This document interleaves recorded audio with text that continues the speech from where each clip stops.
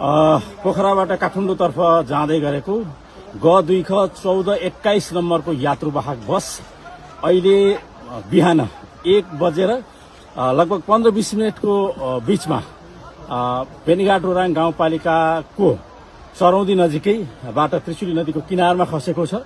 म घटनास्थलमा आइपुगेको छु। यतिखेर म आफैले हेर्दाखेरि 17वटा डेथ बडीहरू म आफैले भर्खर गनेको छु। यतिखेर अन्य घाइतेहरू कति छन्, अरू कति मानवीय क्षति भएको छ भन्ने कुराको एकिन तथ्याङ्क आउन सक्ने अवस्था छैन। जिल्लाका 3वटै सुरक्षा अङ्ग स्थानीयहरू सबैको उपस्थितिमा यतिखेर रेस्क्युको काम भइरहेको छ। निकै ठूलो दुर्घटना भएको छ। दुर्घटना पछाडिको उद्धारको कामहरू भइरहेको छ।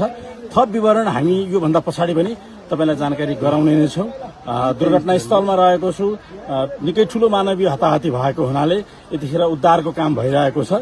यहाँका स्थानीयवासीहरू, सुरक्षाका 3वटै अङ्ग यो दुर्घटना स्थलमा छ।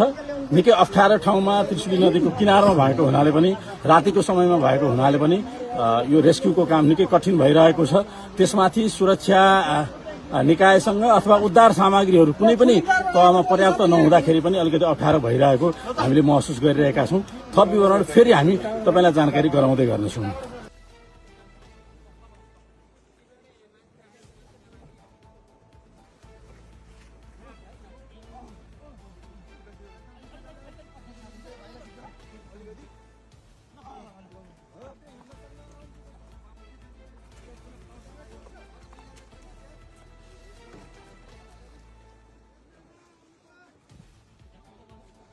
सक्नुहुन्छ दाइ, नत्र म लगिदिन्छु।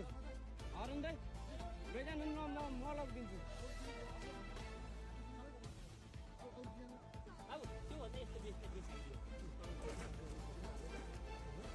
छैन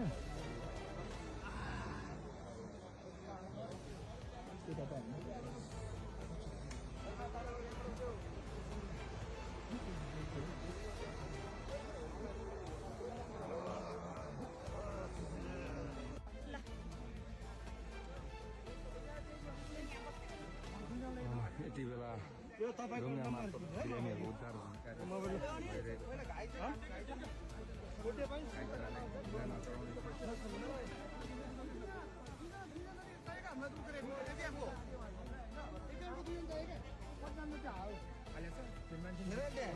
खाली फोटो र भिडियो बनाएर बस्छ।